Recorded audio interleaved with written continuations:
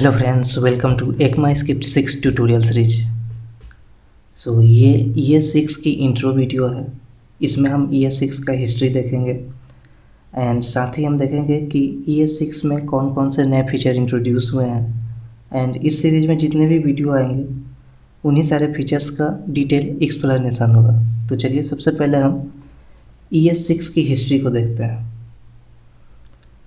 तो 1989 में एक शख्स थे जिनका नाम हुआ सर टिमोथी जॉन बर्नर्ली। हमें इनको थैंक यू बोलना चाहिए क्योंकि उन्हीं की वजह से आप मेरे वीडियो देख रहे हो।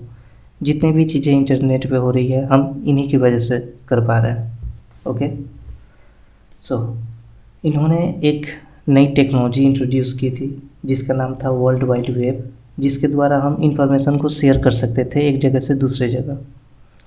और इसे सिंपली समझने के लिए आप इंटरनेट के नाम से समझ सकते हो। तो बेसिकली क्या हुआ था कि ये जो इन्फॉर्मेशन शेयर करनी थी एक जगह से दूसरे जगह पे, तो ये तो होना तो था कंप्यूटर से ही।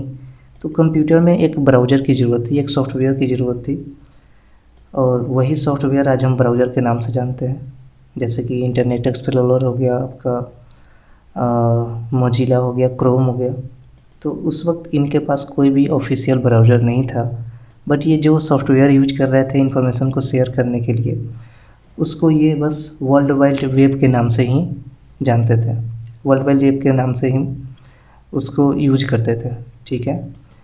एंड 1993 में इन्होंने अपना जो ब्राउज़र था उसका एक कमर्शियल ब्राउज़र लॉन्च किया जिसका नाम था नेटस्केप नेविगेटर। ओके, 1993 में इन्होंने नेटस्केप नेविगेटर नाम की एक ब्राउज़र लॉन्च की जो कि सिंपल HTML पेज को रेंडर करता था। अब इसमें बात क्या आ गई थी कि इसको थोड़ा सा जो वेब पेज था उसको थोड़ा सा और इंटरेक्टिव बनाना था। यानी कि आप देख सकते हो कि मैं यहाँ पे इस टेक्स्ट को कलर कर पा रहा हूँ, इस टेक्स्ट को सिलेक्ट कर पा रहा हूँ, बट उस वक्त के ब्राउज़र में ये सारी फंक्शनलिटी नहीं थी, उसमें यूज़र कुछ नहीं कर सकता था।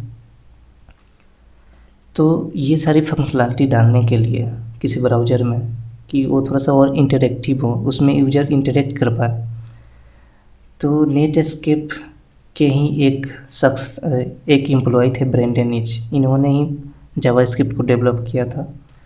तो इन्होंने ये सारी थोड़ा सा ब्राउज़र को इंटरेक्टिव बनाने के लिए इन्होंने ही जावास्क्रिप्ट जो स्क्रिप्टिंग लैंग्वेज है उनको इंट्रोड्यूस किया था। तो इन्होंने मात्र 10 दिनों में एक प्रोग्रामिंग लैंग्वेज को लिख डाला था जिसका नाम था जावास्क्रिप्ट। इनिशियली जो था उसका नाम जावास्क्रिप्ट नहीं था। इनिशियली जो इन्होंने ब्रेंडन नीच ने जो प्रोग्रामिंग लैंग्वेज लिखी थी उसका नाम मोचा था, मोका या फिर मोचा, सॉरी रॉन्ग प्रोनाउंसिएशन के लिए। एंड उसके बाद इसका नाम लाइवस्क्रिप्ट रख दिया गया एंड 1995 में इसका नाम जावास्क्रिप्ट कर दिया गया।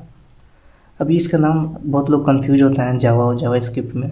तो बेसिकली उस वक्त 1995 के दौरान एक सन माइक्रोसिस्टम नाम की कंपनी थी जिसने जावा प्रोग्रामिंग लैंग्वेज को डेवलप किया था और वो उस वक्त काफ़ी पॉपुलर था।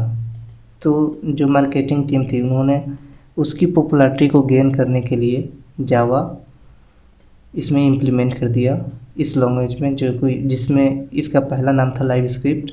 एंड जावा की पॉपुलैरिटी को गेन करने के लिए इसका नाम बाद में चेंज करके रख दिया गया जावास्क्रिप्ट। ओके, अब 1996 में जावास्क्रिप्ट जो है एकमा को सबमिट किया गया। अब ये एकमा क्या है? एकमा एक एसोसिएशन है जो किसी भी कंप्यूटर से रिलेटेड चीज़ों को स्टैंडर्डाइज करता है, ठीक है। आप देख सकते हो यूरोपियन कंप्यूटर मैन्युफैक्चरर्स एसोसिएशन।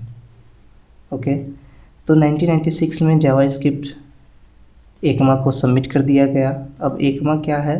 आप एकमा को इस तरीके से समझ सकते हो कि एकमा एक सरकारी संस्था है जिसको आपने अपना प्राइवेट एक लैंग्वेज दे दिया है कि आप मेरे लैंग्वेज को ऑफिशियली रिलीज करो, ठीक है।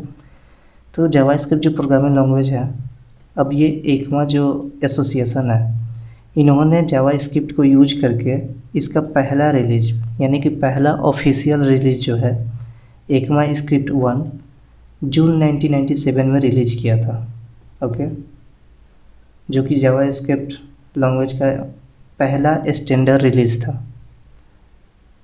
तो ECMAScript 1 को आप जावास्क्रिप्ट 1 के नाम से भी जान सकते हो। तो जून 1997 में पहला जावास्क्रिप्ट का वर्जन रिलीज हुआ था, ECMAScript 1 रिलीज हुआ था। आप ये इमेज देख सकते हो जो वेरियस रिलीज हुए हैं, आप यहाँ से देख सकते हो नीचे से। ES1 जो है 1997 में रिलीज हुआ था। इस तरीके से अभी जो हमारा करंट है ES9 है, ठीक है। तो हम ES6 के बारे में क्यों डिस्कस कर रहे हैं, बिकॉज हमारे पास ES9 अभी करेंट वर्जन जो अवेलेबल है। तो ES6 जो था, ES6 में काफ़ी मेजर चेंजेज आए थे।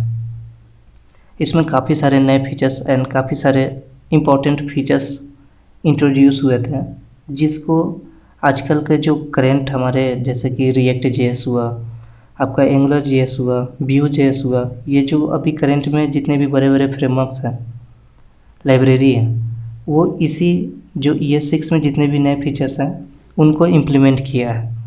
इसलिए ES6 इतने चर्चे में है। और ES6 के बाद में अभी कोई मेजर रिलीज नहीं हुआ है जिसमें काफ़ी सारे मेजर चेंजेज हों। तो इन्होंने एक और चीज़ डिसाइड किया है कि हम जो ES6 है या फिर जावास्क्रिप्ट 6 है, इसको हम हर साल एक नया वर्जन निकालेंगे, यानी कि इसमें अब डेवलपमेंट होती रहेगी, तो इसे और अच्छा प्रोग्रामिंग लैंग्वेज बनाएंगे, ठीक है। तो ये ओवरऑल हिस्ट्री थी कि जावास्क्रिप्ट कैसे इंट्रोड्यूस हुआ। आप इसमें ब्राउज़र की भी हिस्ट्री जान गए हो कि ब्राउज़र कैसे इंट्रोड्यूस हुआ।